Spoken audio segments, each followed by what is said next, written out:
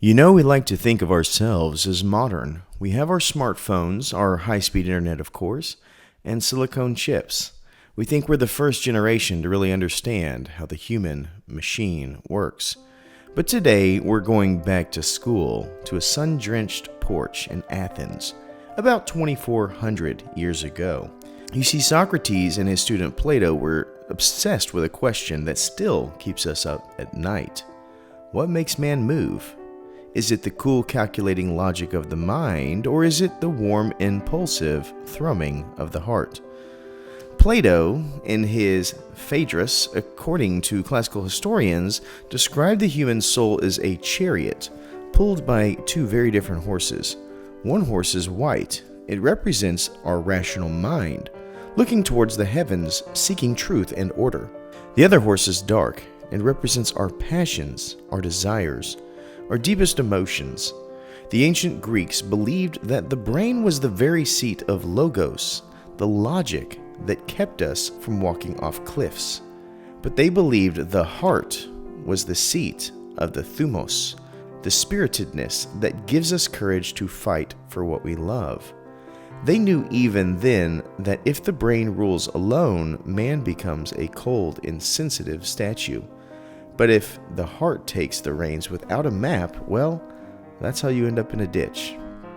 We spend our lives trying to balance that scale. We try to be smart enough to plan for tomorrow, but kind enough to care about today. And now the master craftsmen over at the CIT Mint have found a way to strike that struggle into solid silver. They've released a coin that is quite literally a masterpiece of the human condition. On one side, using ultra-high relief technology, you see the intricate folded pathways of the human mind, the map of our logic. And on the other, the powerful muscular architecture of the human heart, the engine of our empathy. This is so much more than a piece of metal. It is a limited edition marvel of only 500 pieces worldwide.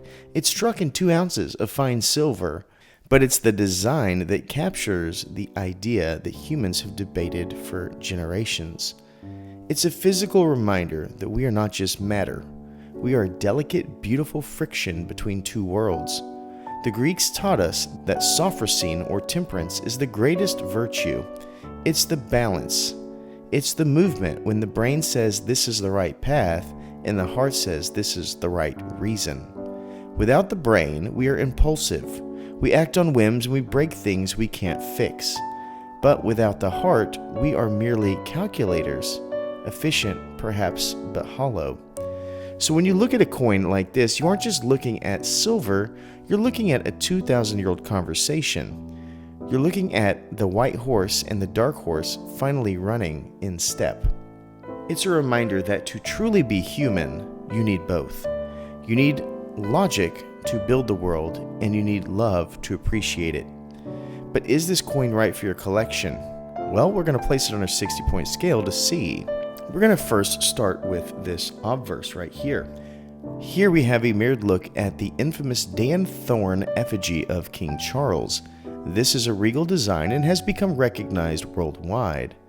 I'm usually not a fan of mirrored finish, which is often proof, but in this case, it does make sense, as a coin like this should cause the viewer to reflect on themselves. I do think it could have had a touch of the elements from the reverse tied to this obverse for such a premium coin. One would want both sides to have a touch of ornamentation.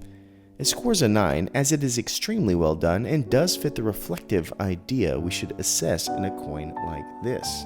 We move now to the reverse. Just take a look at the extreme relief of the brain and heart. The texture is outstanding and something I didn't even notice at first glance.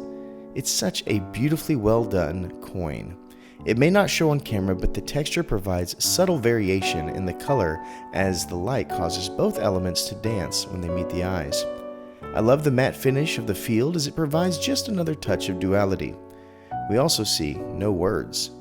The color flows all the way to the reeded edge, making this such a unique coin. What an amazing representation of two things that make us most human, our capacity for abstract thought and our ability to feel something well beyond the tangibility of what's in front of us. We very well may be the only species that can appreciate art, and a coin like this is both art, science, and philosophy tied into 2 ounces of premium silver. So I scored a 10. We now move to mintage. As mentioned before, there's only 500 of these worldwide, which seems to be in one part a shame, as many will never see or hold this coin, but on the other hand, it's outstanding as the rarity of just 500 pieces causes one to see it with a higher value. It scores a 10.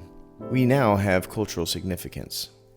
As you've noticed on the obverse, this coin hails from the Cook Islands. Though with a theme like this, it would not matter exactly where it was minted, as this is such a universal theme of humanity. In the Cook Islands, the inner tug of war between the brain and the heart isn't just a physiological debate. It's woven into the very fabric of Te Okono Anga Mayori through the concepts of the Manvana and the Ngāku.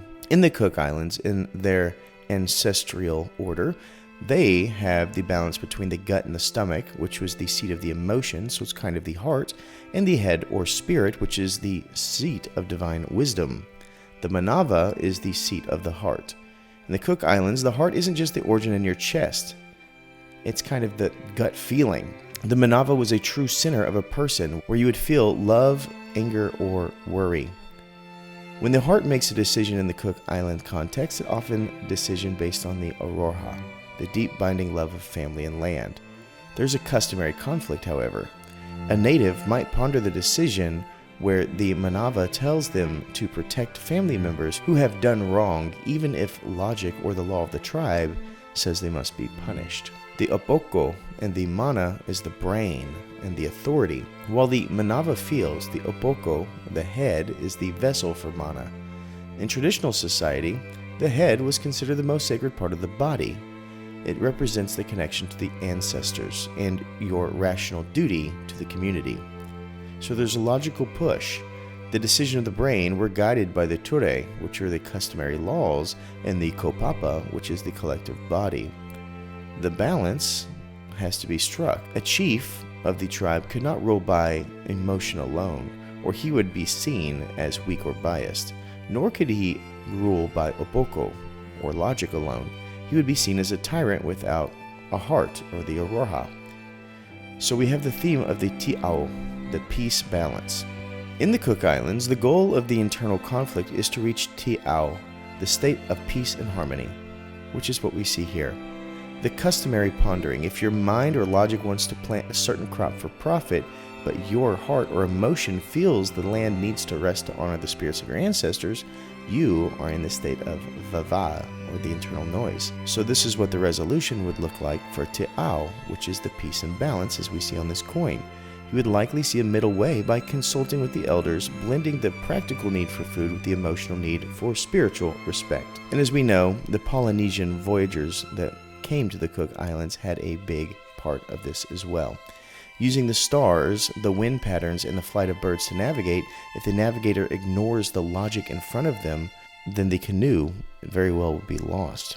Polynesian navigators also had to have that heart, having the courage to sail to the unknown and the feeling in the hull of the boat that tells you that land is near even when you can't see it. So a good takeaway is that the Cook Islander knows that a navigator with only a map or a brain, but no courage, like the heart, would never leave the lagoon, but a navigator with only courage and no map will never find the shore.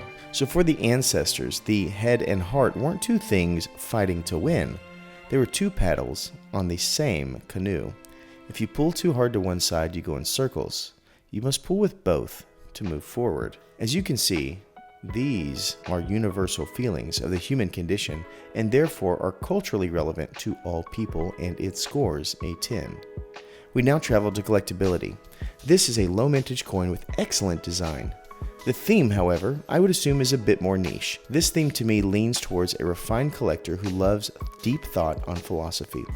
Of course, I could be wrong, in which case I'm sure you will let me know in the comments below, but I do think it's fit for many collectors, as often collectors are intentional deep thinkers by design. It is probably a pass for stackers who just want as many ounces as possible, so I score it a 7.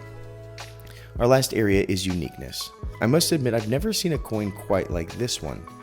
I have seen some coins that touch on themes parallel to this, but nothing has ever been so physiological in form, nor with the ultra-high relief or design. It's truly a one of one and scores a 10, bringing us to our final thoughts and score. This amazing CIT Mint coin ponders across the line at an elite 56 out of 60, meaning it has reached the highest level of ranking on our scale, being over 50. It is a classic design in the physical elements and yet holds such weight in intangible aspects. It's very well done. Thank you so much for watching, and as always, please remember to stay classy and current with the culture of currency.